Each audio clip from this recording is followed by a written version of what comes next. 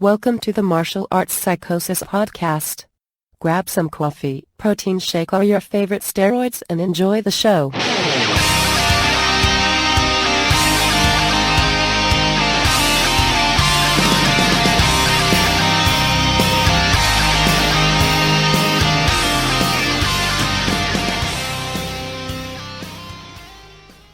All right, hi everyone. Welcome to the Martial Arts Psychosis podcast again. We've been absent for a while, but I can't say it was for a good reason because it's not. I was just lazy. So, but today I have my friend and an amazing jiu-jitsu practitioner, Alex Roque.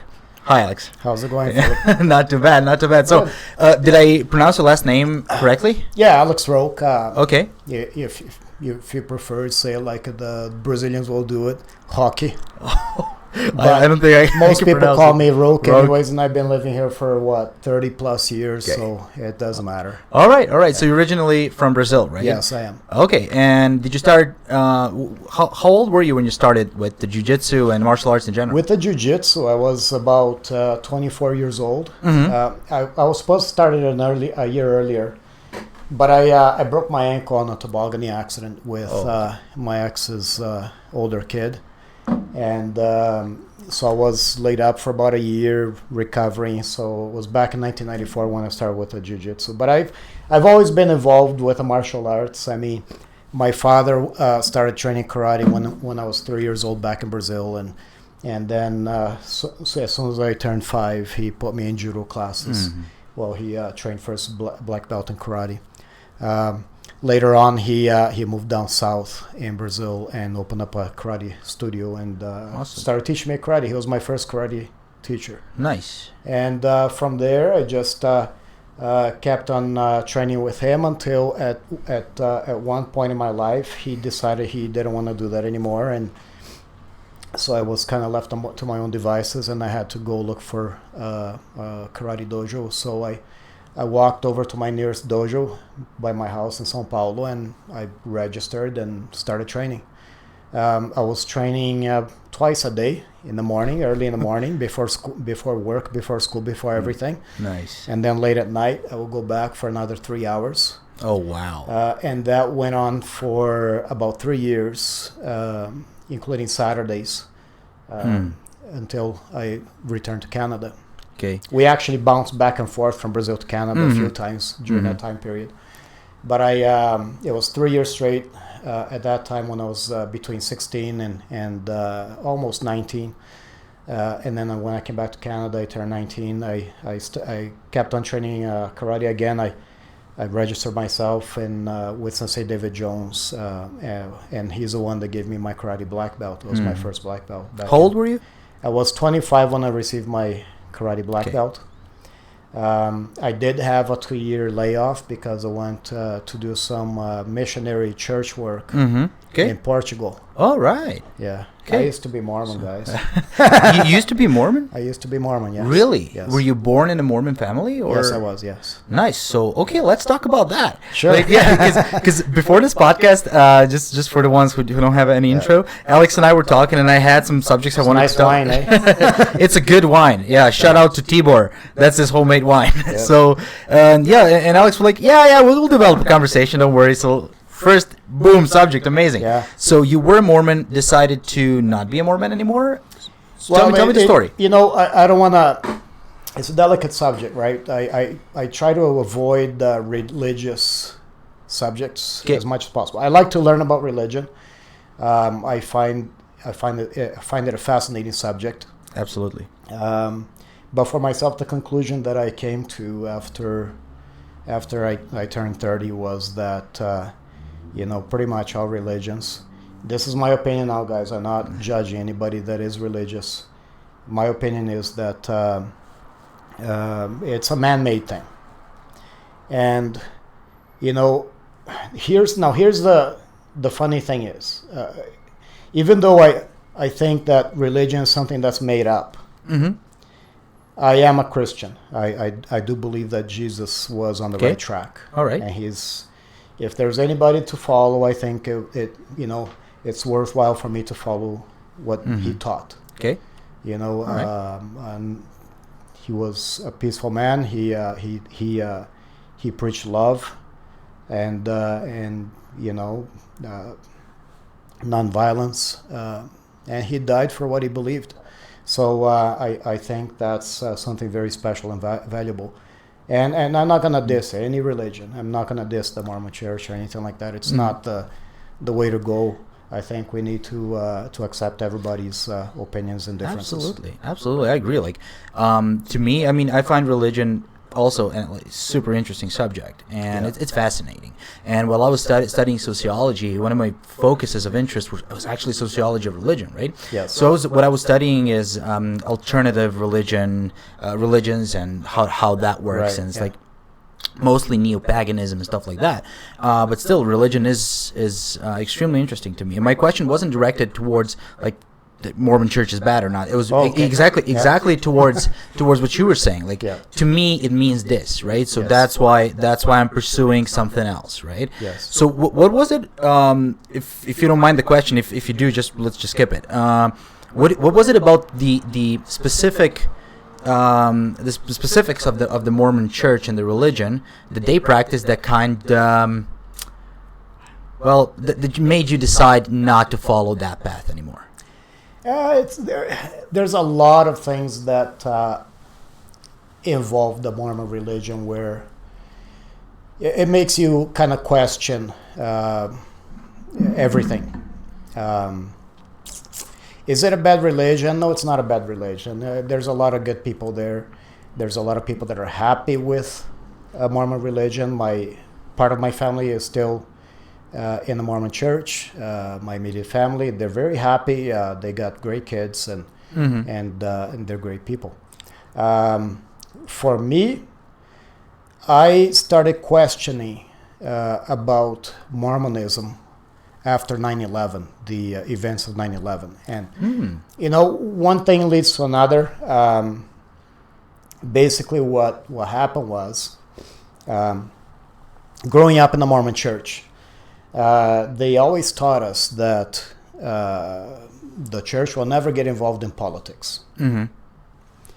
And that's something that was pretty much set in stone. It was a policy of the church never to affiliate itself to any political or follow politics or anything like that, or tell you how to think in terms of politics, right? Okay.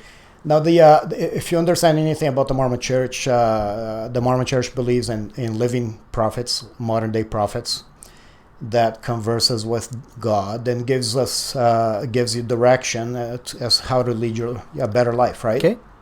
And that's all fine. But after the events of 9/11, I knew that something was up. The USA was going to go to war. I knew immediately. There was no question about that. As I was watching the events on the television set, no question that that was going to lead to war, a major war, right? So I was pretty upset about that. But George Bush at the time, I don't know if you're aware, he went around before he invaded Afghanistan. He went around to all the major denominations, and he sat down behind closed doors with these leaders, including the Mormon Church. I didn't know that. Yeah, very few people know that. Nice. But he sat down. He had a conversation with the President Hinckley, which was the prophet at that time. Okay. And nobody knows what was said, what was dealt behind closed doors. It wasn't publicized.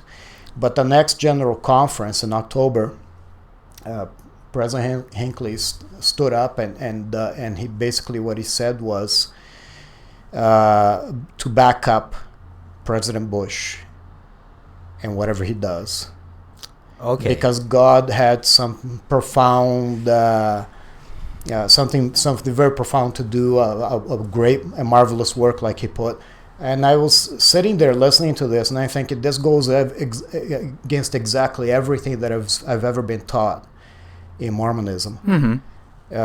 We don't follow a man; we follow God. Exactly. Right. Yeah. So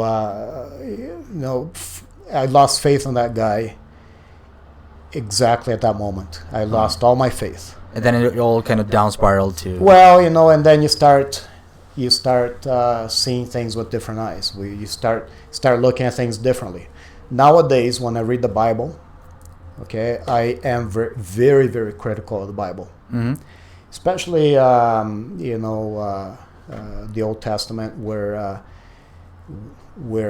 Moses is handed the laws, and it talks about burning witches, and it talks. Yeah. a lot of people don't know homosexuals. Oh yeah, a lot of people don't know. Like when they're criticizing Islam, yes, and Muslims nowadays. I mean, you can see in Muslim countries, like they're usually brutal, right? Yes. And like human rights and minority rights, forget about it in Muslim countries usually. So, but usually people criticize Islam because they think that, I mean, Islam is bloody, no doubt about it. Like read Quran, you'll see, like, of course. But read the Old Testament. Yeah, it's all there. It's brutal. It's brutal.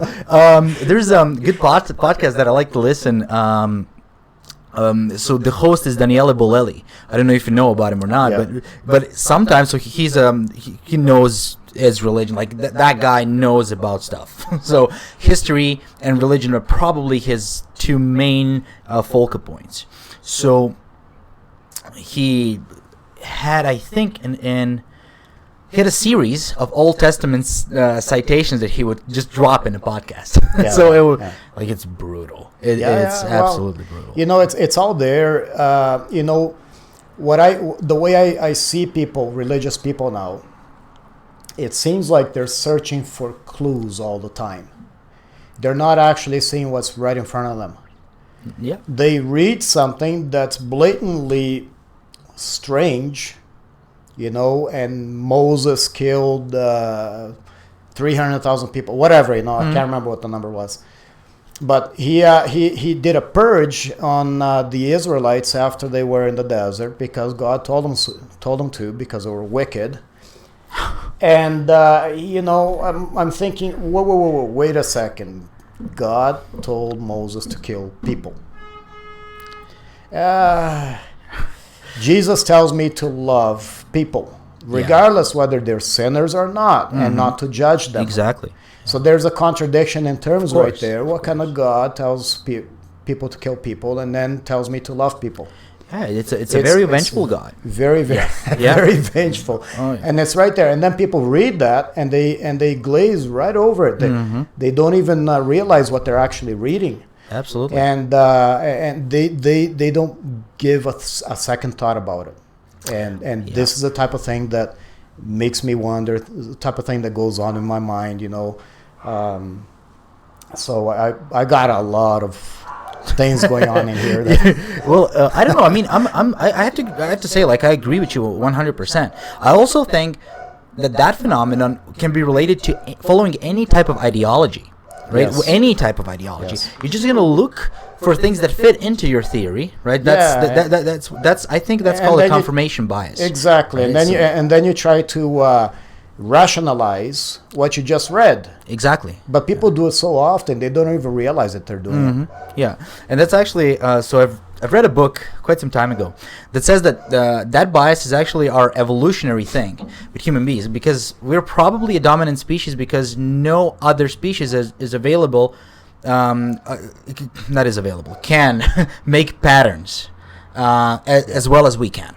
So we are basically the monkeys that make extremely good patterns out of everything we see. So we can make tables, we can make tools, but sometimes those patterns work against you. Yeah. Right? So religion being one of them, ideology, I don't know, that ends up in concentration camps and holocausts and whatnot. Yeah. So always. Yeah. It's always unfortunate like that.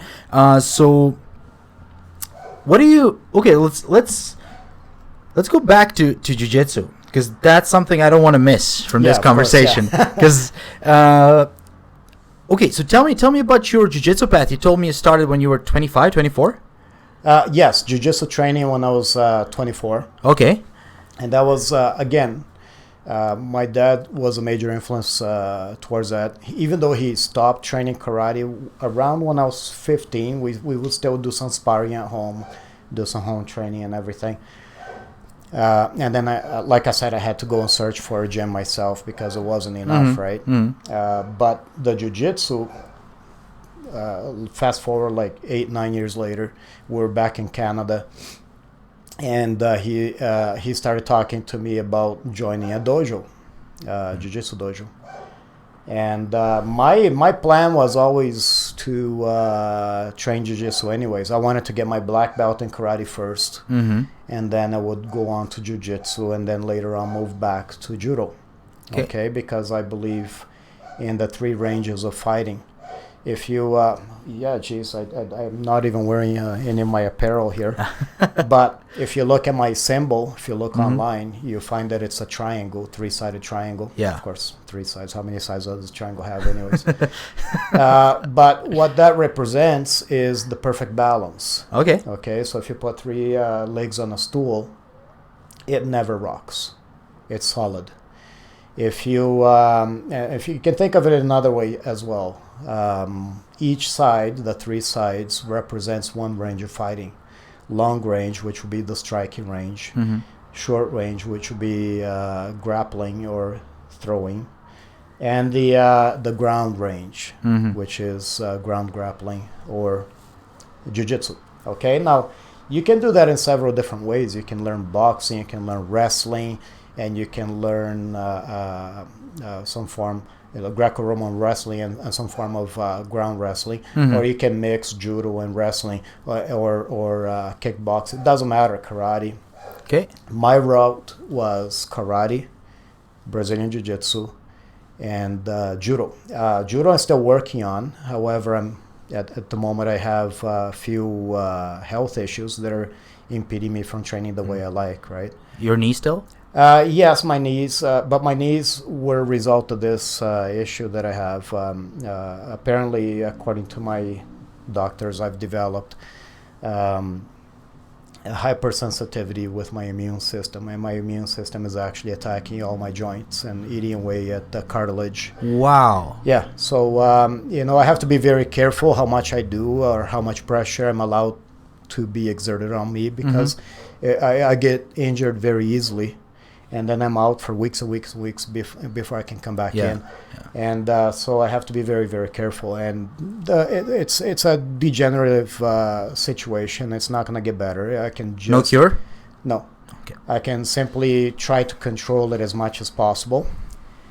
But c'est la vie, right? I've made it to 48. I've had so many accidents. I don't know how I made it this far. But like, when do you think you were talking about training twice a day, and I'm listening to you, and almost like I can hear myself when I was that age. I was the same. I didn't actually do it because A, there were no opportunities back home, and B, probably because I was too lazy.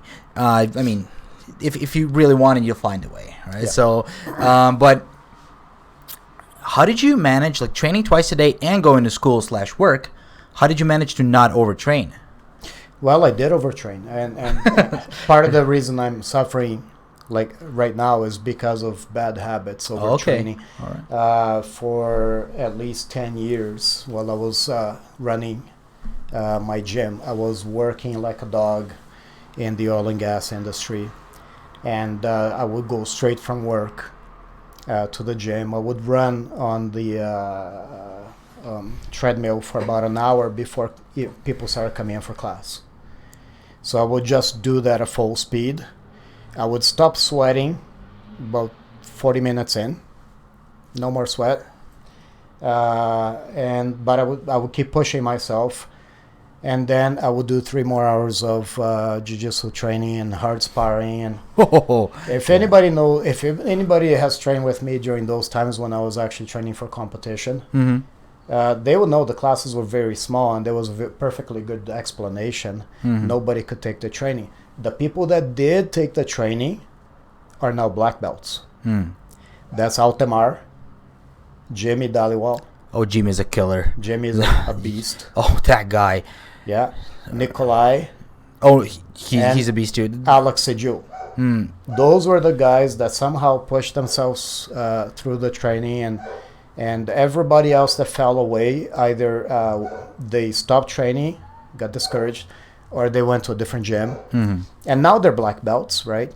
But I was doing this for myself. Like I said, I was working in the oil and gas industry. I didn't need the gym money. As a matter of fact, the gym was always a liability to me. I was always putting money into it. Yeah. Never made money. But I had an intense desire to achieve something in this. And I did, to a certain degree. Not everything that I wanted to do. I was, after a while, I started getting injury after injury after injury until I discovered what's happening to me, right? So my career kind of got cut short a little early. When did you stop competing? How old were you? Last tournament that I did was when I was 40. Okay, all right. Yeah, that's a good career though. Yeah, it was a good time. Yeah, it was a good career until you're 40. Yeah, that wasn't bad. Yeah, that's all okay. I mean, I had to stop when I was 25, so. And actually, really? Yeah, because I can't prepare for a fight. I can train, but for example, right now I'm relatively mobile, but I've been really immobile for 4 days. My wife was dressing me in the morning to go to work. Yeah. Because of I don't even remember what we did. It was I just felt the pain, and when it got cool, like you just can't train like that. Can't prepare for a fight. I can run, I can lift weights, but I hate doing both of that. I like fighting, right? So, yeah. It's much more interesting. Oh yeah, but you got somebody else thinking there and countering your moves. Exactly. It's a beautiful game. It is, absolutely. And I like when you apply karate to the striking game. I don't know if you had any MMA fights or MMA sparrings. When you apply your karate knowledge to the fighting game, how do you find it? Do you think you need some Muay Thai or kickboxing background added to it, or is karate enough for you to shorten that distance, get into clinch? No, you know what? A lot of people think you just need this or that, okay? And you can be a very competent karate guy, but you can't fight the same way you train at the gym, at the dojo, I should say, right? You can't be so stylized, right? You have to let loose a little bit. You can't keep your pullback hand by your waist. That's a mistake. Yeah. Don't do that. That's not how I spar when I spar, Sometimes I play around. Nowadays I teach karate at the dojo just for fun with the kids. And they're doing pretty well. I'm pretty happy with the results that we're getting. But, it's just playtime for me now. I'm not gonna go there and start striking with people, because if I get injured, I could end up in the hospital bed. Yeah. Right. So it's not a good idea for me to do that. My doctor fought with me for a couple of years to tell me if you can't stop what you're doing because this is your career now, you have to slow it down. Yeah. Right. He was telling me. But to answer your question, you have to adapt the karate game, because karate as a martial art, it's a beautiful martial art, and I love it. It's gorgeous, but as a martial art, it has basically lost its effectiveness, its fighting effectiveness throughout the years, because of the way people train.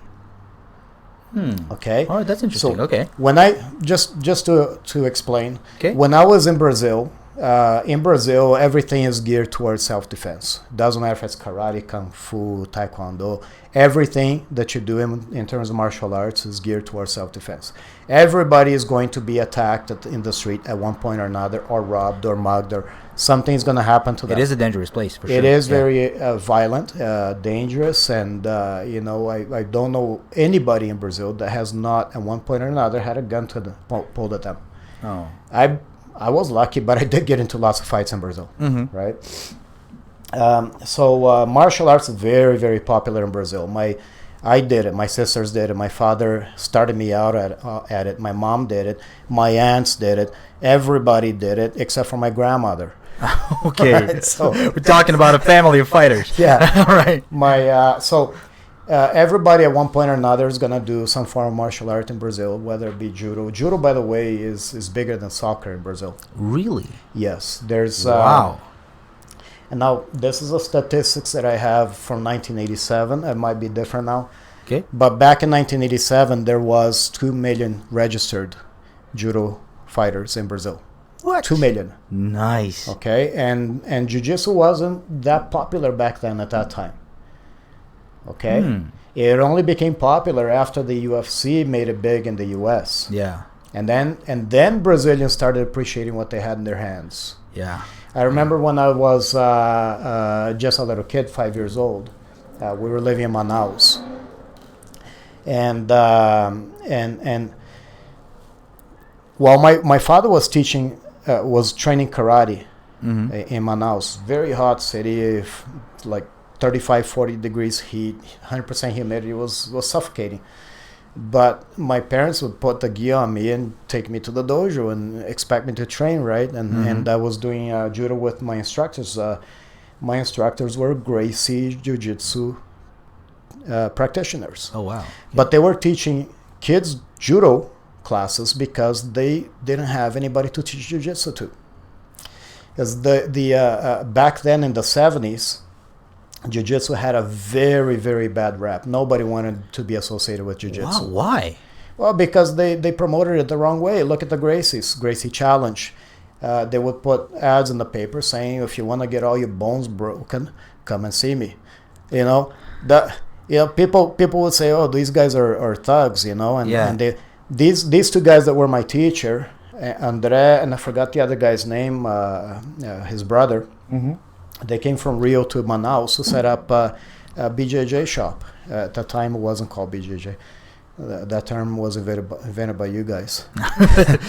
Well, don't go. I'm from Croatia. They wanted to invent. They wanted to invent a jiu-jitsu. They wanted to set up a jiu-jitsu shop up there, but it didn't get off the ground because the way they went about promoting it was to go to construction sites and beat up construction workers. What? Yeah, they just picked a fight and they started beating up these guys. And they're saying, see how great jiu-jitsu is? So nobody wanted to train with them. So the only option that they had to make any kind of money was to teach judo to kids. Oh, wow. And I was, ironically, my first martial art teacher was a jiu-jitsu guy. Okay. But I wasn't being taught jiu-jitsu. Nice. Right? Well, that's a good story. Yeah. So, I mean, talking about bad marketing. Yeah. Can you imagine? Yeah. Like, I can't believe those people actually sat down like, okay, guys, we have an amazing martial art at our hands. We can teach that. Yeah. How are we going to do it? I don't know, man. Let's go to construction sites, beat up some guys. Sure, that's a good thing. And you know what the funny part is?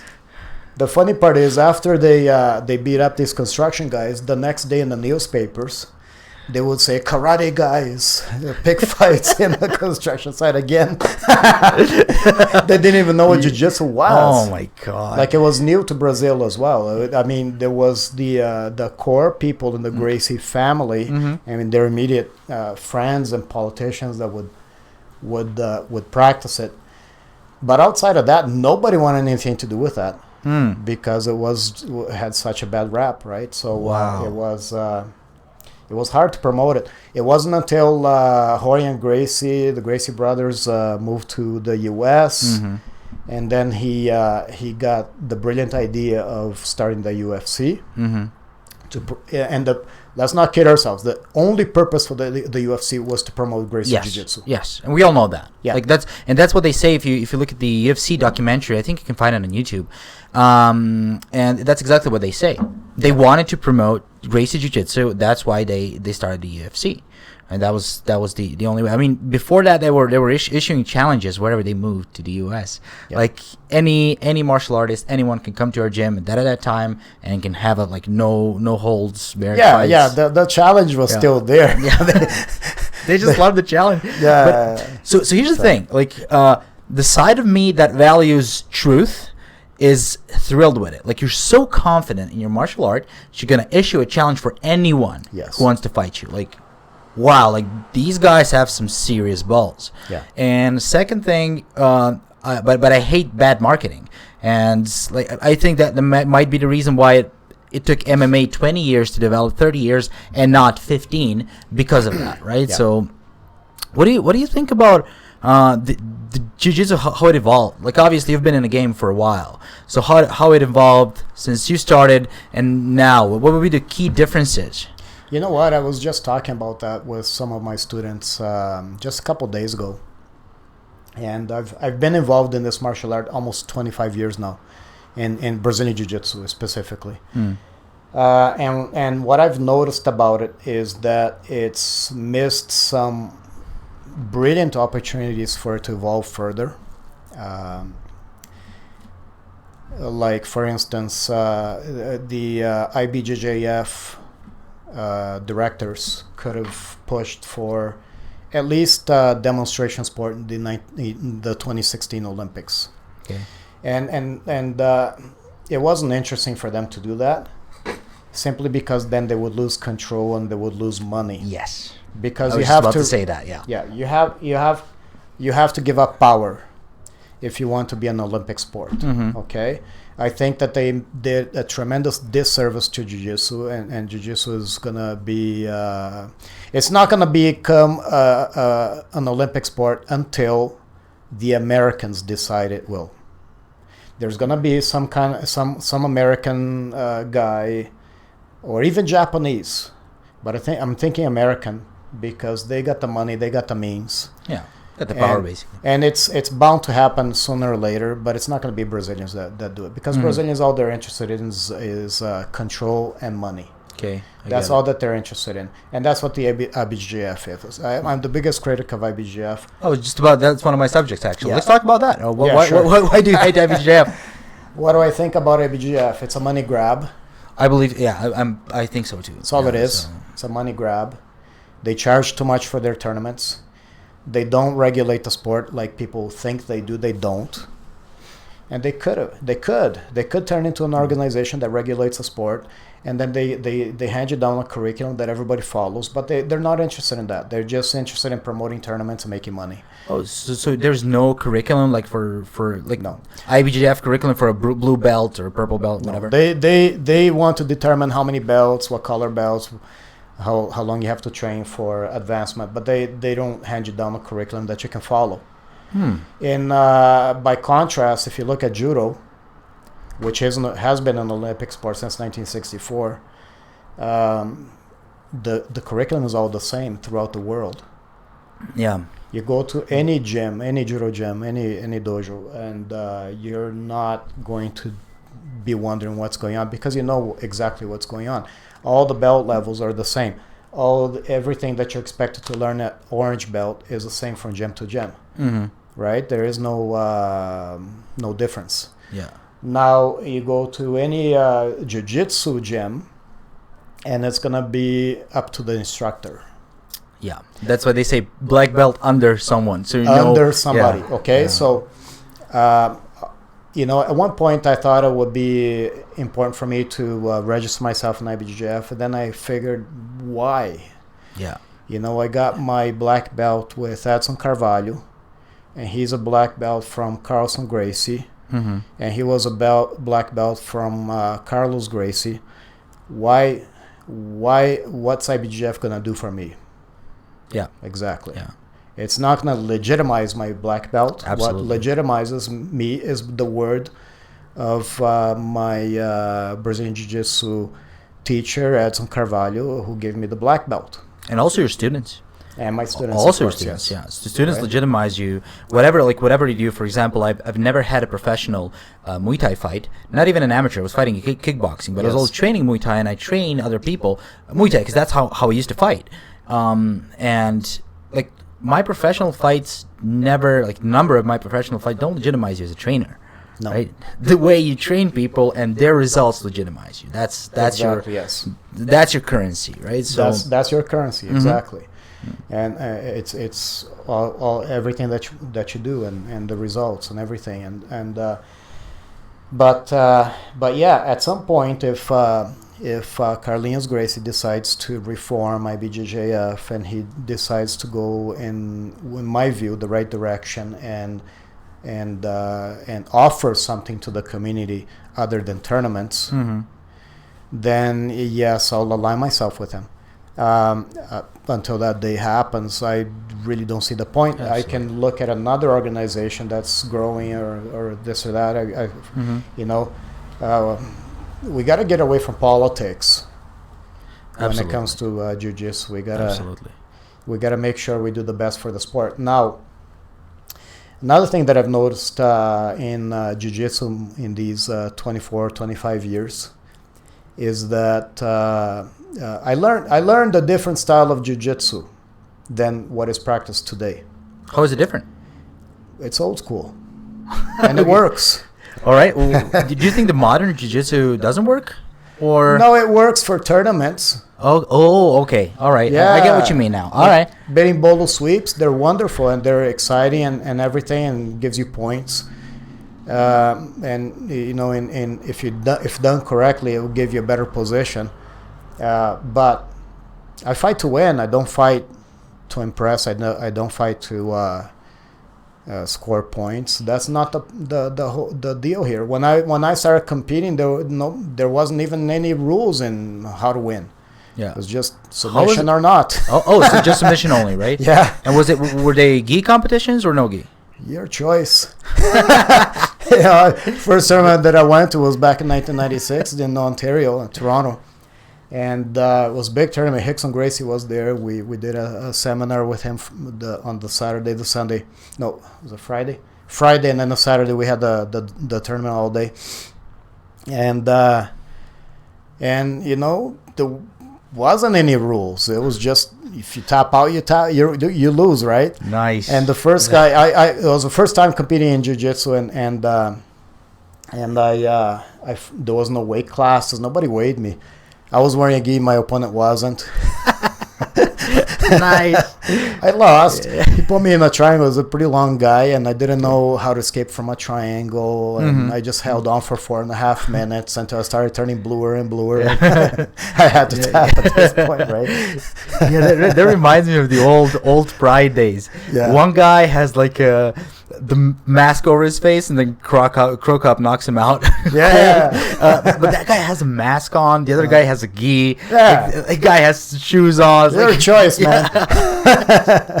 Some have gloves, some don't. Yeah. Just like it's awesome. That's what I mean. I'm really nostalgic for some reason when I think about those were days. The good days. Yes. Yeah. This is the way I think about jiu-jitsu. If it takes too long to learn a move, it's probably too complicated, and you're better off learning the 99% that you will actually use versus the 1% that you may use at some point. Mm-hmm.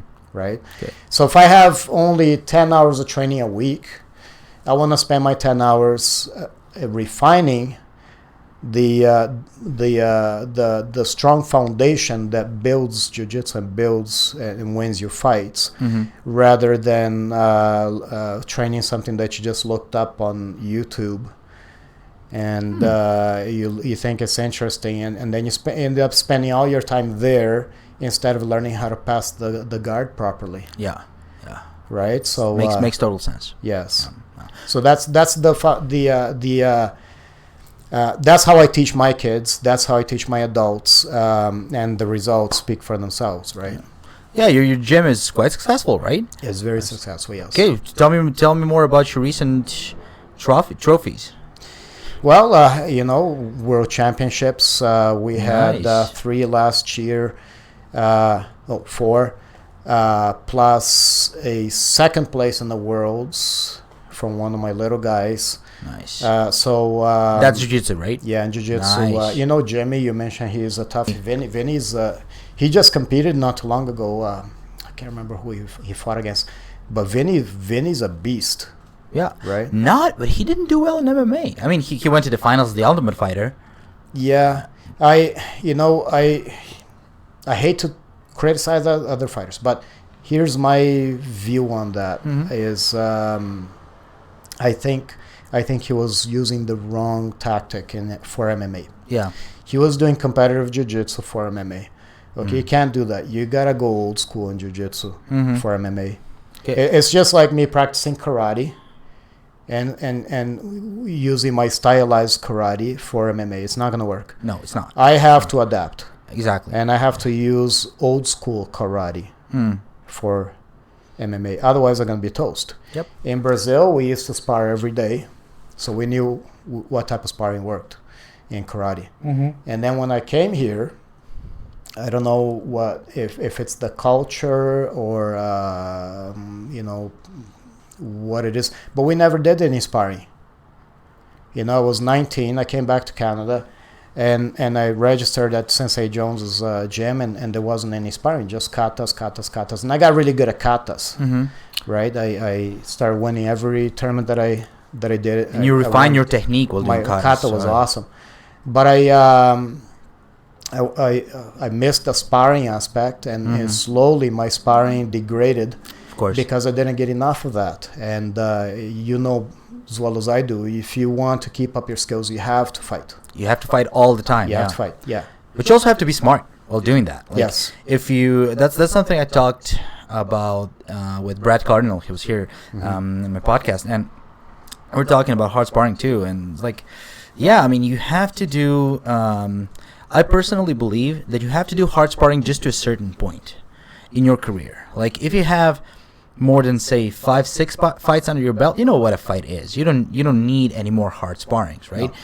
You need harder sparrings. That means 60-70%, right? Yes. But not throwing full power, right? Exactly. That means turning your weight into the punch or a kick, but not committing 100% to it, right? So that's very hard to do, because sparring easily escalates. And I've had, like, even now, like, I'm injured and all that, but I'll fight with the guys, especially if I feel good, if I have a good day. And then, I mean, sparring escalates.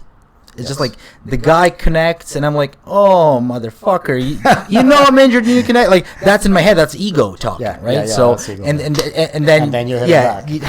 then you go harder, and then the guy's like, I thought you were injured, motherfucker. He goes harder, right? And usually you're like, okay, I have to stop because of my injury. But he's like, no, man, it's good. I'm like, damn, I'm not good. Like, it's just like the guy in jiu-jitsu that says, let's go easy. Right? Have you ever seen that guy? Yeah, I used to be that guy. Because I didn't know how to. I was like, my skill set was never as refined. You have to have a good skill set to flow roll, right? Yes. I was never like that. I was always a stronger guy, and I usually managed to fight and compete with other better guys based on my strength, because strength is a good equalizer in any martial art. So, but that brought some bad habits along with it.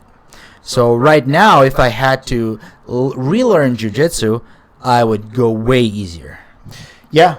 Well, as we grow older, we get a little bit wiser. Just a little bit. A little bit, yeah. It takes such a long time, though. I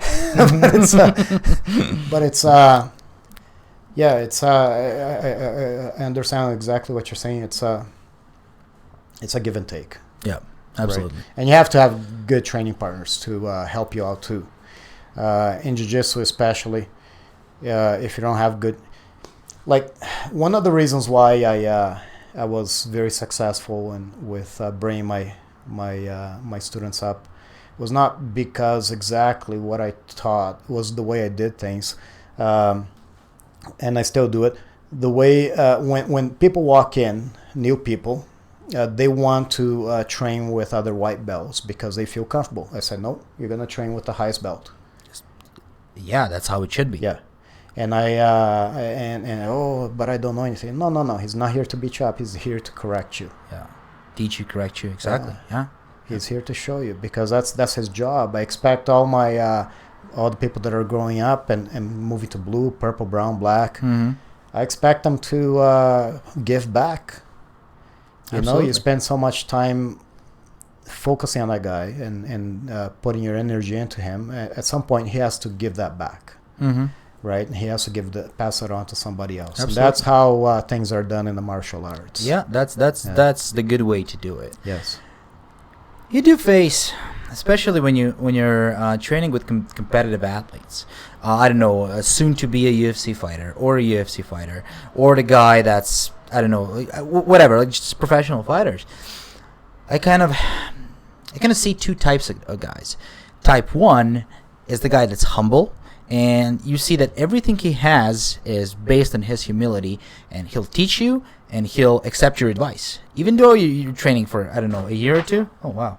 Poltergeist. Yeah, poltergeist. All right, and he trains for a longer time. Obviously, he's a professional fighter.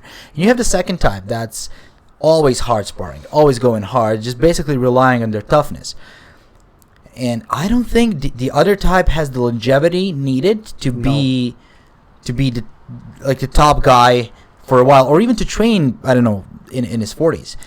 Yeah, one of two things is going to happen with that second guy that goes hard 100% of the time. Either he's going to give up because he gets frustrated, or he's going to learn and slow down. Yeah. Okay, so it's the martial arts will educate you. Oh yeah. You know, if you stick with it, right? Mm-hmm. Because some people, they don't get educated. They like you said, the ego thing. Yeah. Some people just don't like to lose, and they're so competitive, and the first time they lose, they get down on themselves. You can't do that. Absolutely not. You gotta be able to lose, especially in jiu-jitsu. You have to accept it. It is a lesson. It is a lesson, and you're not always gonna win, right? And you have to accept that. It's a formation of character. Mm-hmm. If you think you're gonna lose, if you're gonna win all the time, you're sorely mistaken. Yep. And Gary Tonin, he said that he gets tapped out 15 times per session. Like, and it's, when you think about it, I tap out. Of course. I tap out. Yeah. Of course. Like it's and again, it's a lesson. Big deal. Yeah, it's training, right? Yeah, it's and training. It's supposed to be fun, anyways. Not supposed to be. Now, if you're fighting for your life, there's no tap out, right? Yeah. But in most cases, you're just gonna be doing this for fun, and you're gonna be maybe going to the odd competition, and you know, you gotta ask yourself, is it really worth for me to get my elbow snapped over a medal? Yeah. Come on, you can do that every day. You can compete for a medal any day. Exactly. But you don't need to be laid up for 6 months fixing your elbow. Yeah. Right. Yeah, so makes sense. Makes total sense. How do you feel about belting system in jiu-jitsu? Like me and Christine, I mean, you listened to a podcast. I don't know if you had the chance to listen to the whole podcast, but we kind of disagreed on the belting system. I'm against it. Oh yeah. So yeah, I'm against it. I don't think. I mean, I do see some positive and negative factors, and I take them all into account. But I'm still against belting system. So how do you feel about that? Well, you know what? I agree and I disagree. Okay. Because way back when, there was no belting system. You just were, right? You just you could either fight or you could die. That's it. Yeah. You either know what you're doing or you don't. That's it. Yeah. But in modern times, it does help in terms of promoting people, because people want some kind of results. They want to see some kind of gratification. Yes. In my case, you know, I took 16 years to get my black belt in Brazilian Jiu-Jitsu, and part of that was because I had to train and learn pretty much by myself most of the time. There was nobody. A lot of people take this for granted. There's lots of black belts out here now, lots. Yeah. There's 4 of them in my gym alone, right? But when I started, there weren't any jiu-jitsu instructors at all. Not black belts, not blue belts, not white belts. I was the guy that started jiu-jitsu here in Calgary. And I basically had to pick up the Gracie instructional videotapes, VHS. So that was back in the day. Back in the day, there weren't any black belts in Canada. They weren't. Were you the first black belt in Canada? No, I wasn't. But there weren't any jiu-jitsu instructors in Canada. There weren't any black belts here in Canada. They were all in the U.S., in Los Angeles. Okay. The ones that did move from Brazil. And with time, then people started moving to Canada. For instance, I believe Marco Soares moved here in 1997, if I'm not mistaken. It could have been 1996, but I think it was 1997. And he set up shop in Vancouver. And that's the first time I heard of a jiu-jitsu black belt in Canada, right? It was the fall of 1997. and we found out that there was a seminar being held in Edmonton, the first ever in Alberta, from a black belt in jiu-jitsu. We drove up there and we met Marco Suarez, and I started friendship with him, and then we set up a link with him, a relationship, and I brought him out in 1998, February of 1998. I brought him out for the first seminar in Calgary from jiu-jitsu. Now, this was a big deal because Marcos not only was a black belt, he was at the time a 5th degree black belt. That was amazing, right? All right. That was the real deal. Yeah, okay. He was amazing. And so I trained with him for 7 years, and during that 7 years, he promoted me once. He promoted me to blue belt. So I spent like almost the entire time I was training with him as a white belt. Okay. Do I feel upset about that? Of course not. I wasn't training because of the belts. Did I feel happy for being promoted? Of course I did. Yeah. I trained for 7 years for that. It's like kind of acknowledgement. Yeah. I mean, that's to get a blue belt from Marco Suarez is quite something. And I'll be honest with you, everything that I know, well, not everything, but I would say 80% plus of what I know and I do today, it's the stuff that I learned with Marcos. Absolutely. It's a foundation. He gave me a strong base, and if I have a black belt today, even though I got it from Edson Carvalho, he gave it to me because I deserved it. But it was thanks to Marcos that I got there. Okay.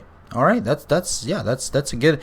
So, I would say my major counter argument is that if we don't have an international IBJJF curriculum, and if at different gyms guys at different level of knowledge and experience are getting their belts, that means that belt doesn't actually mean... It doesn't mean a whole lot. Yeah. Yeah, I agree with you. Yeah. But listen to this counter argument. When I was competing back in the day, there weren't any belt levels because nobody was graded. Yeah. Everybody was a white belt, but there were people there that had been training for 6, 7, 8, 10 years, and everybody was in the white belt division. So you get a new white belt competing against somebody who's been training for 8 years. Is that fair? It is, but I don't know. For example, in kickboxing, you just apply to the tournament. If it's up to your trainer to make sure that you're prepared for that fight. Sure, yeah. So, and you know who is who in kickboxing, right? Yes. So if you're fighting a world champion, your trainer will see how you do for the first 30 seconds, and he'll throw in the towel. Right. Yeah. So I mean that's how I do it. I mean I never fortunately had a chance to throw in the towel, but yeah, in jiu-jitsu you get your arm broken. Yeah, but you know I like when I was doing there was a time there that me, Nikolai, Altamar, Jimmy, Alex, would all, and plus a few more people, would always drive up to Edmonton. Arashido used to throw the series championships, right? It was a number of tournaments throughout the year that you competed under, and you accumulated points, and at the end of the year there would be the grand champion. So we would go there, and it was round robin, submission only. It was awesome, right? I remember one time I was in a division with 12 other competitors. I fought 12 times. Nice. Yeah, that. And the same, to get a little medal this big, because sorry, but the Rashido guys are cheap.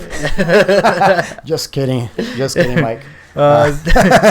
But no, it was fun. It was awesome. But here's the deal: I was fighting against all kinds of guys in all different kinds of levels. Yeah. I never knew who was gonna stand against me. If it was a guy who just started out 2 months ago, or if it was a guy who had been training for 5, 6 years. Yeah. So that's what the belt system does is it tries to rank you by experience. But then again,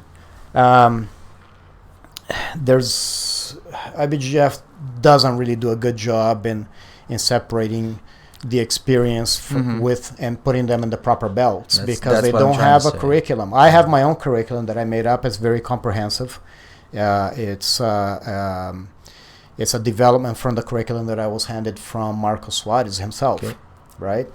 But most of the jiu-jitsu gyms, the teacher will just go there and he'll award the student the belt, or if he wins the tournament, he'll award the belt. Yeah, that's what happens a lot. It happens, yes. And I you know, I don't want to criticize these guys for doing it that way, but you know, I've seen guys that have been awarded their white belts and then they don't know a basic position and how to hold it.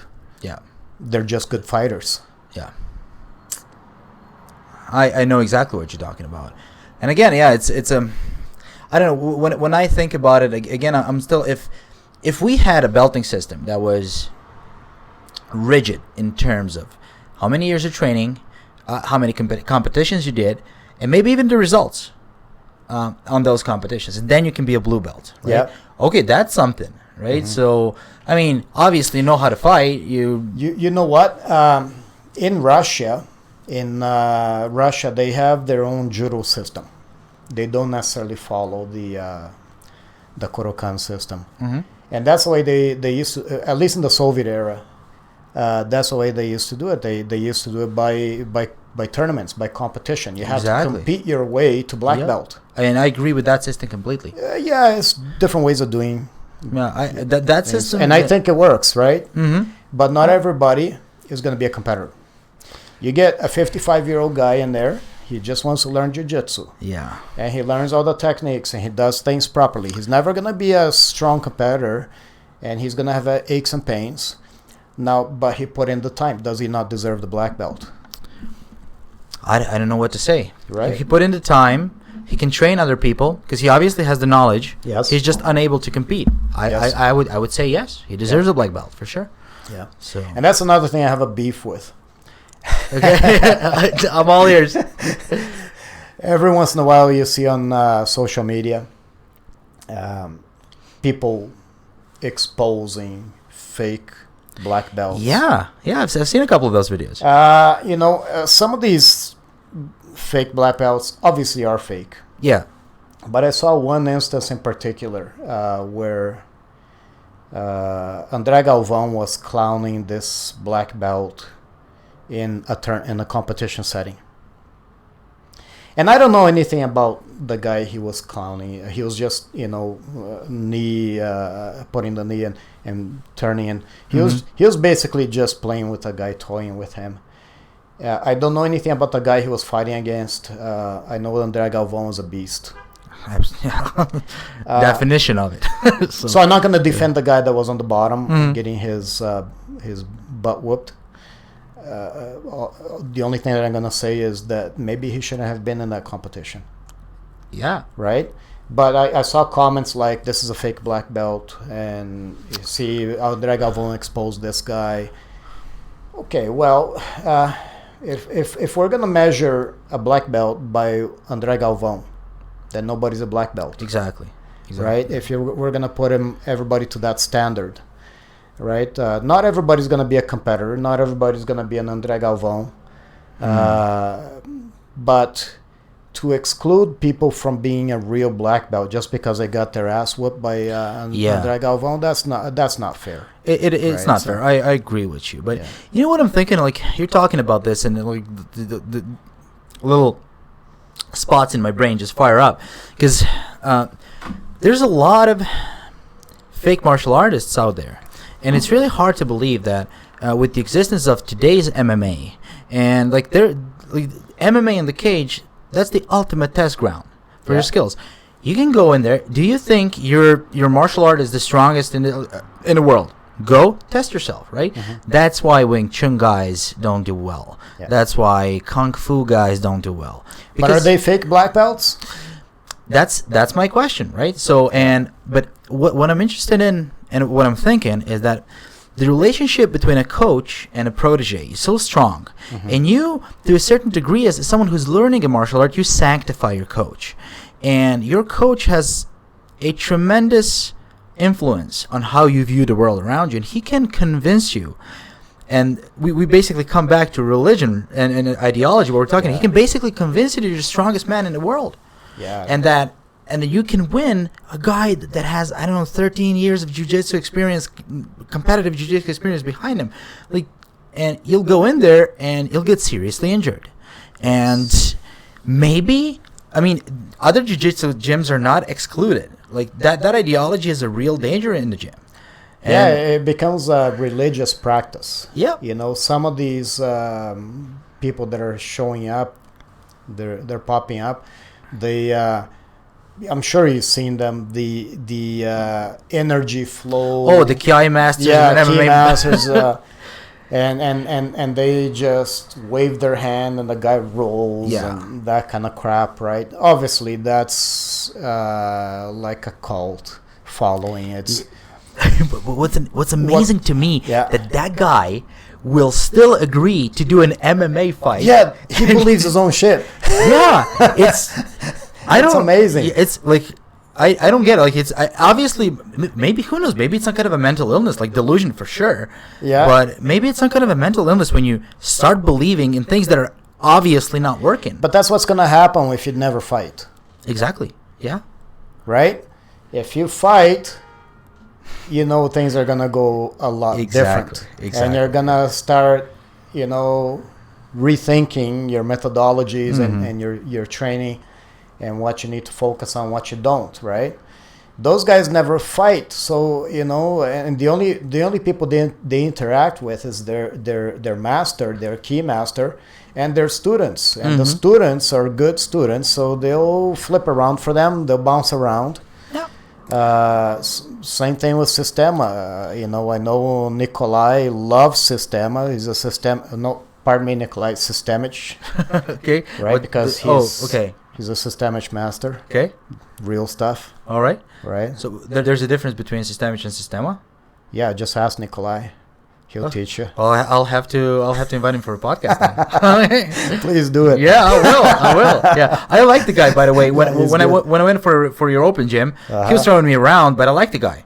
Oh yeah, he throws everybody around. Yeah. But he's got some good answers. Oh yeah. Absolutely. I love you're gonna have him out. He's got some pretty good insights. Yeah, for sure. Yeah. So you have to give me his contact details afterwards. Sure. I'll invite him for sure. Yeah.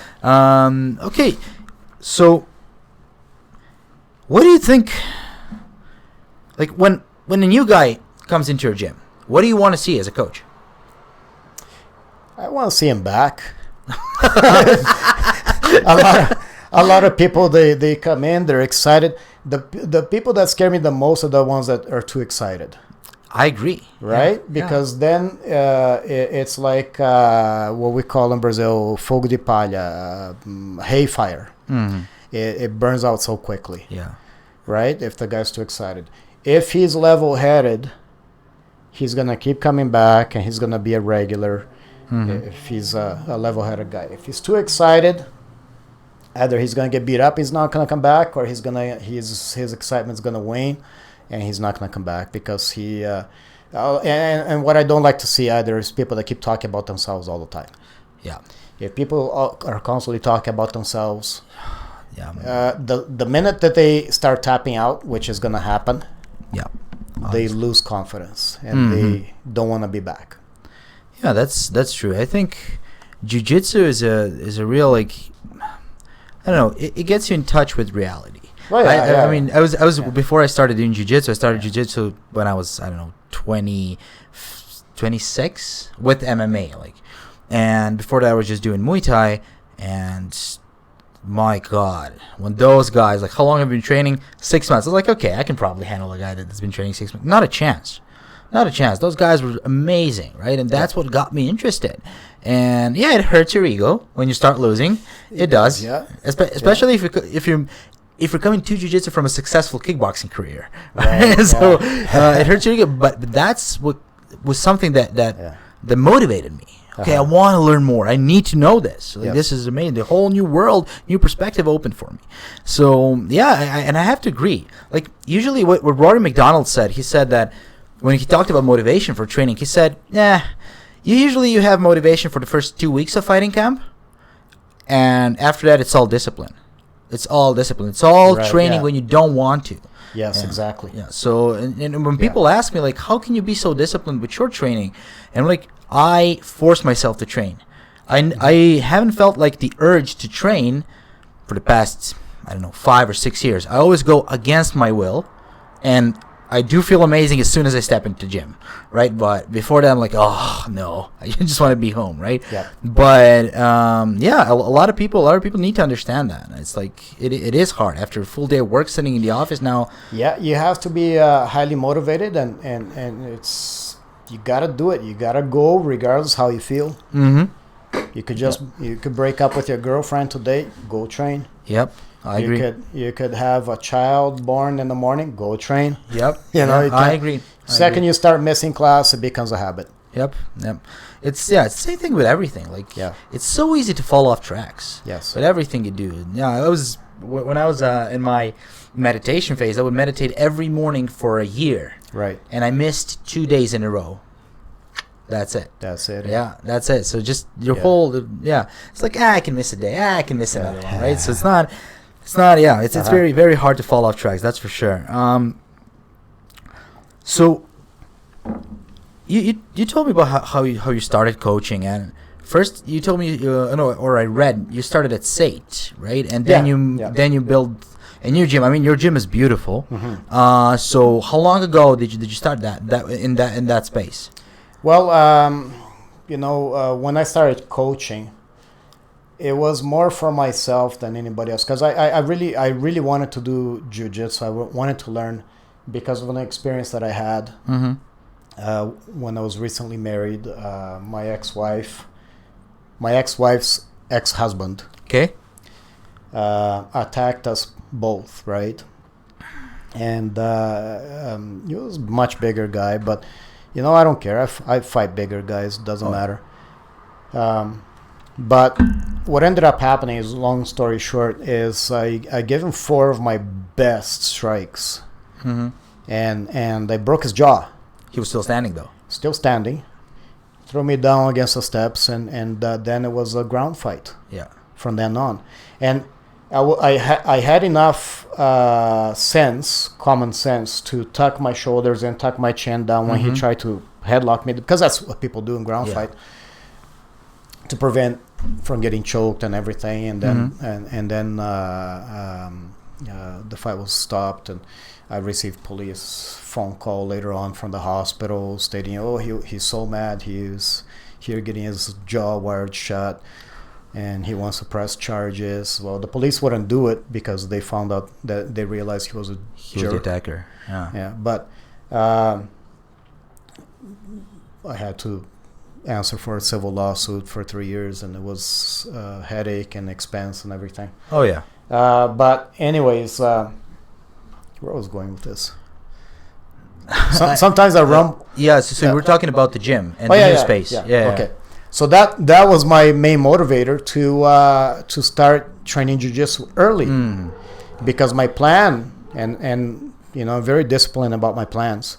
My plan was to get my karate black belt first, then start training jiu-jitsu. Okay. So this was kind of, I really need to learn the ground game, because my best shots didn't stop this guy. I don't know if he was on drugs or whatever it was, but it didn't stop him, right? And then the rest of the fight ended up on the ground. So this was a motivator for me to start. And my dad and I started looking for a jiu-jitsu gym. My dad joined first because I ended up with a busted ankle. Okay, yeah. Tobogganing. Yeah. So I had to wait for nearly a year before I could start up. But we're starting up, and we're learning jiu-jitsu, and we're doing a lot of wrist locks, and we're wondering when we're gonna drop down and learn the triangle choke, right? Yeah. It turns out it wasn't Brazilian jiu-jitsu we were learning. it was plain Japanese jiu-jitsu, right? All right. And there's nothing wrong with that. We picked up some skills, but it wasn't what we're looking for. And then later we found out that there wasn't any Gracie Jiu-Jitsu in Calgary or in Canada or anywhere else close by, right? And so the only option was to learn from the videotapes once they came out from the Gracie family. My dad ordered them, and then my dad and I started watching, and this is how you do an armbar, and this is how you do a shrimp. Oh boy. We started training. My dad set up some mats in his basement, and him and I would train and pick up stuff from each other. And then my dad started getting hurt because I was more aggressive than he was, and so my dad got turned off, and I said, what am I going to do now? So I started inviting my friends over every Saturday. Nice. And they started inviting their friends, and every Saturday we would have a little lesson prepared, and then we would just do sparring for the rest of the day. It was so much fun, right? Did you throw in strikes as well, or just jiu-jitsu? No, at that point in time it was just jiu-jitsu. And then this was in 1995, and then in one of my friends who was training with me, he said, "Why don't you set up a club?" And that it just clicked. Oh yeah, that makes sense. And in January of 1996, I started the club at SAIT. It was called SAIT Ground Fighting Club, right? Nice. I wanted to be politically correct, call it Ground Fighting Club, because there's a lot of animosity towards jiu-jitsu, Brazilian jiu-jitsu, because the Gracies were beating everybody at the UFC, right? So if I was afraid that if I put Gracie jiu-jitsu, then nobody would show up, thinking that, oh man, Gracie sucks. Plus, you might have get some backlash from the Gracies themselves for using their name. Yeah, I don't know. But anyways, that evolved to SAIT Brazilian Jiu-Jitsu Fight Club. And then once we moved out of SAIT, I dropped the SAIT Brazilian Jiu-Jitsu Fight Club. Yeah, it's an amazing gym. What I like about your gym is the fact that you have so many kids in there. Like and usually they all, like every time I was there, you always have some kids and parents sitting there supporting their children. That's amazing. I think that's how it should be, right? Usually when you mention martial art gym, people usually think it's a tense atmosphere, just a bunch of super aggressive guys want to go hard. Sometimes it is, but all of the other classes are super mellow. It's we are usually, like, martial artists are usually humble people that got their asses whooped enough times to be humble and modest. So, there was a fellow martial artist. He's my friend, Gil Fantasy, that taught me one thing that and this was a lesson that he taught me early, but I only applied it late. Because I didn't need to apply it until then. If you want your gym to be successful, you gotta cater to children, because parents are gonna pay your bills, not the fighters. The fighters will promote your gym. That's how it works. Yep. The family and the children, the family environment is going to pay for your rent and everything else, right? And so this how I make my living now. So I had to change a lot of my concepts and how I did things. Before, I would drive everybody into the ground in training, right? And because I wanted to train. I wanted the best training environment for myself. It was about me. It was, yes. Yep. But then I said, okay, well, I need to make this a money-making thing. How do I do that? So I had to change a lot of the concepts and stuff. I started. I was the first Brazilian Jiu-Jitsu gym in Calgary that started a kids program, again because of a selfish reason, because I wanted to teach my kids Jiu-Jitsu. Nice. And they were. My daughter was 6. My older son was 3. My younger son was 2, and they all had big fluffy geese, and they were training jiu-jitsu with me. That was my first kids class, was with my 3 kids. Nice. And then slowly more kids started coming in, and they're friends from school, daycare, whatever. It started building up. Pretty soon we had a pretty good kids following, but nothing like we have now. Now we have a really strong kids program, not just jiu-jitsu, but also in karate and judo. And we have a really good adults program too. A lot of those parents that bring their kids in, they stick around for adult classes as well. So it's really nice to see the family involvement. Yeah, exactly. And, there's no tough guy attitudes. That's what I like about your gym. Yes. I mean, there's just few gyms. I mean, I've been to vast majority of gyms in Calgary. While I was searching for where I'm gonna train, I coached in some and stuff like that. And I think like your gym has that welcoming attitude. I came for the open mats. You even weren't there.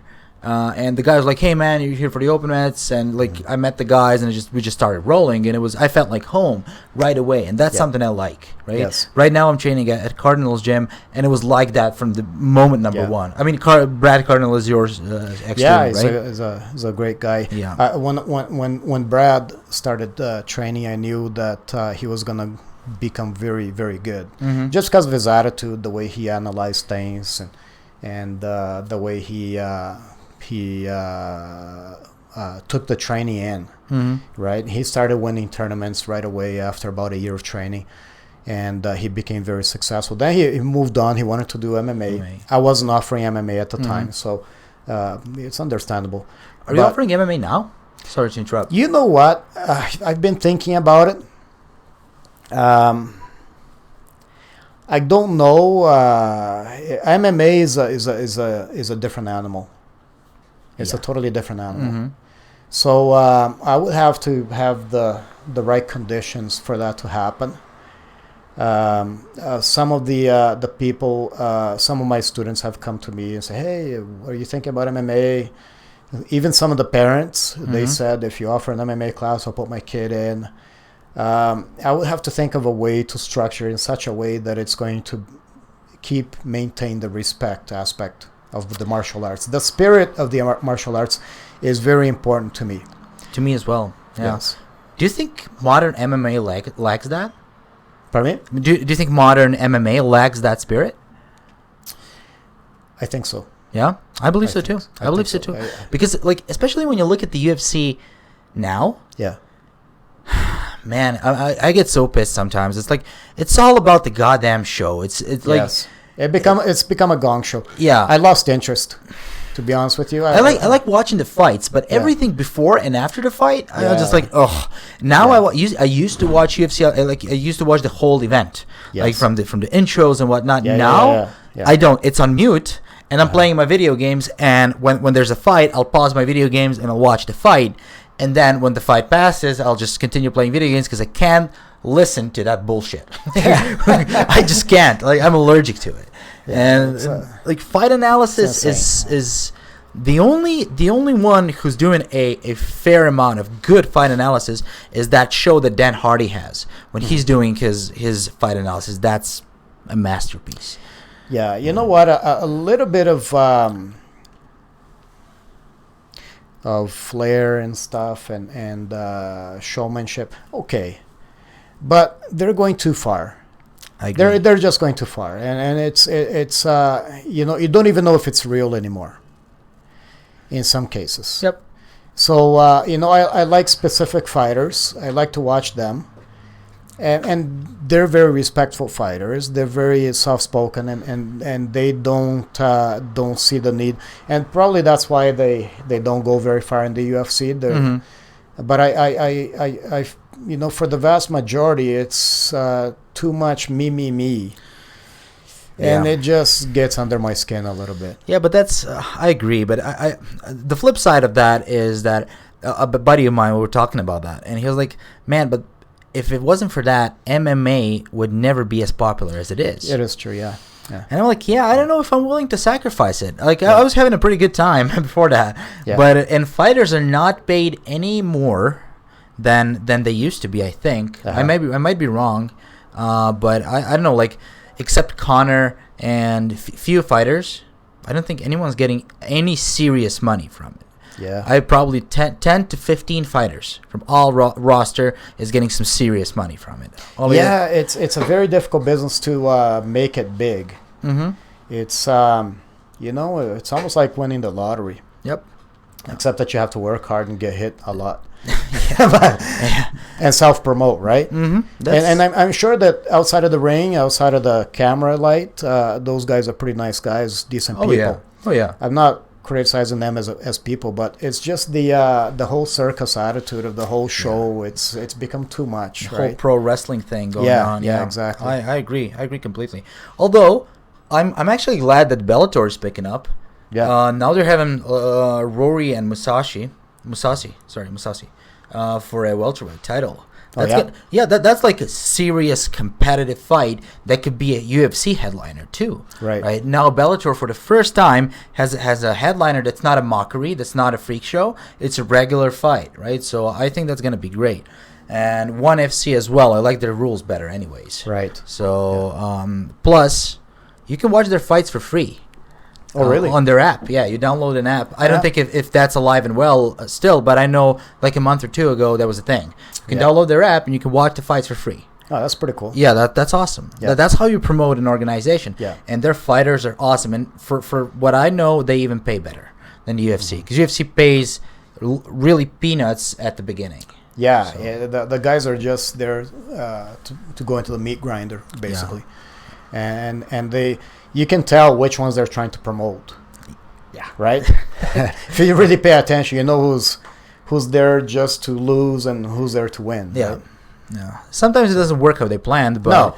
Yeah, but like I think that mockery of a fight between McGregor and Mayweather was like a tipping point for me. Yeah. Like, I couldn't handle that. That was ridiculous. The fight promotion was so fake. It was ridiculous. I was really pissed. Maybe you know a little bit more about this than I do, but not too long ago they were saying that Mayweather was gonna go into the UFC. I hope that's not gonna happen. Yeah, like, me too. I hope. Like, please. Why? Yeah, like why would you do that to Floyd? And why would you do that? Like, okay, I mean, first of all, everybody knows that their boxing fight was at least 50% fake. Like Floyd's, I mean... Yeah, he didn't do a... And McGregor, you can see him pulling his punches. You can see the video, and the video is in slow motion. McGregor is pulling his punches. Because when he lands in UFC, that kind of a punch, like straight to the jaw, guys go down.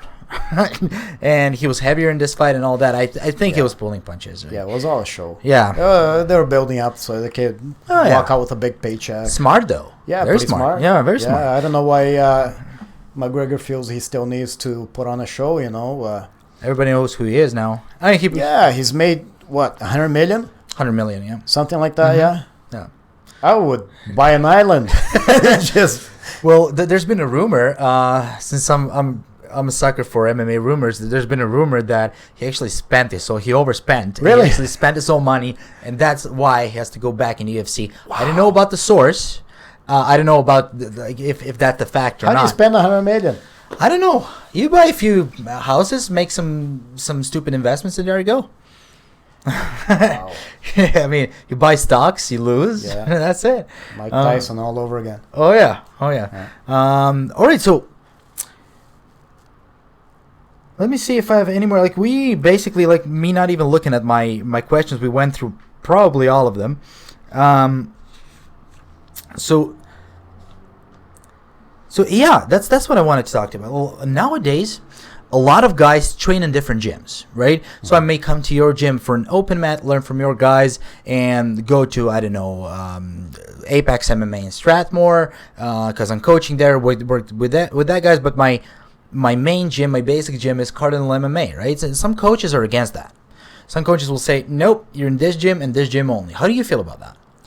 Well, it's a complicated question because you have to look at it the point of view, not just the student's point of view. Okay, because the student, he feels that he needs to go to different places to get different types of experiences. Mm-hmm. Okay, and I can understand that. But in the point of view of the teacher and the gym owner, not so much the teacher, but the gym owner, it's not good business for the gym owner. I know. Because what ends up happening is, okay, so you're a guy, you've been involved in the martial arts for a long time, and you understand the martial arts spirit, and you understand the sense of loyalty, mm-hmm. right? So your gym is Cardinal, and you're always gonna go back there. Yeah. But some other guy that just walks in doesn't understand that, right? So he might see you going to different gyms, and he figures he can do the same, and then he stops coming to Cardinal's gym. I'm just using Cardinal as an example. Yeah. I could be using my gym as well as an it. example, right? So it sets a precedent, right? And not everybody understands how it works. Okay, that's true. Yeah. I have specific students, but they're all higher belts. They train also. I always knew that, right? And I have no problem with that because I trust those guys. Yeah. Then, but the problem is other people don't understand how that works, right? They don't understand the loyalty thing, and they end up not just making themselves a disservice, but they also cause problems and issues inside the gym. That's an interesting point of view. It's a very difficult issue to grapple and to understand. But there's many different angles to analyze here. So it's natural that a lot of coaches, including myself, would have a problem with that. And we prefer to just say no and avoid the issues altogether. Then have the issues happen and then have to deal with that later because the financial repercussions are immense. Yeah, that is true. Look, when I was a gym owner, I was coaching Muay Thai, and I had a few people that were like, hey man, how would you feel if I went to another gym for a sparring session? Or if I went to a buddy of mine trains at that gym, and he asked me if I can come Tuesdays to train with him, right? Yes. And I knew that, and I mean, hell, so some of the guys even transferred to other gyms. It was like, hey, I have better sparring partners, better conditions, nothing personal, but it's just closer to my house. And it's like, sure, man, go train wherever you want to train. Because I always looked, and that's probably why I'm not a gym owner anymore, because I looked at it as it's not about me, it's about you. It's about your training, right? Oh, yes. But now I understand your point of view too, right? It's like, yeah, it's about us. As a trainer and a protege relationship, and what we have, for sure, go to another gym, teach those guys what we're teaching here, because if they're better, we will be better naturally, right? And there's another thing that happens too when okay, so if I'm teaching my jiu-jitsu classes, right, and then somebody else goes to a different gym because they like specific partners there. And their friends or whatever. When they're not with their team, making their team better, they're somewhere else making their team better. Yes. Okay? But their team is also making him better, and he'll come back. And if he comes back, but then he says, hey, I like these guys over here, and they pull out some more students over there. And what ends up happening is your class gets smaller, and then people lose interest because nobody likes to see a small class. That's true. Yeah. Right. Yeah. So again, it's a very complicated matter. Yeah. And unless you have the maturity to understand how that works, then the best policy is to avoid it altogether. Yeah. Yeah. Right. Okay. You have to earn it. If I had a student, let's say he's with me for 6 years, and he says, "Hey, do you mind if I go there and train with so and so every once in a while?" So I say, "No problem," because I trust that guy. He's given me 6 years of his life. Yeah. Right. Absolutely. If a guy walks in 6 months down the road, he goes off and he starts training. Most of these guys that do this right away, they don't even talk to me, right? Yeah. And then why is so and so not here? Well, I was over there. Why aren't you here learning the stuff that I'm teaching? Don't you like what I teach? Yeah. Right? Don't you think that's important? I've seen a lot of people get into a situation where they do themselves a disservice by hopping gyms altogether. Especially at the in the early months and years of learning. Exactly. I believe you should stick to one coach and one system of knowledge. Yes, for sure. So these people they figure that they want it all at the same time. Okay, they don't want to spend the time and wait and learn everything you can with somebody else before moving on. If you feel like you need to move on move on. Okay, that's fine. But when you start hopping gyms just because you get under the illusion that you're missing out, not being everywhere at the same time, then what you're actually doing is you're stunting your growth in the martial arts. Yeah, that's a talk every trainer should have with their students. I agree, but like my point of view was basically coming from, hey, you're a grown man, you can do whatever you want. Oh, sure, do. Yeah, you can. I never took it as a sign of disrespect. I always took it as a sign of his motivation to learn more. And I would usually say, okay, well, if you want to go there, and then call me afterwards. Tell me what you did. Tell me what you learned. And if you want to become better at some other things. And a couple of people did transfer, but I think they would transfer anyways. There's nothing you can actually. There's nothing you can really do to stop. In the end, there's nothing you can do. Yeah. Okay. So I tried to talk to people and see if they can understand where I'm coming from. But if people want to move, they're going to move, right? Exactly. If people want to go somewhere else, they'll go somewhere else. However, what I require from my students is for them to be there, not just for themselves, but for others. That's true. You have an obligation towards the training partners. Right? Yeah, towards your training partners as well. Because nobody can train alone. Absolutely. Yeah, that's for sure. All right. So, you know what? We'll be talking for an hour and a half. Oh, really? Yeah, so we can finish by you telling us more about where can people find out more about your gym, and when can they join your gym?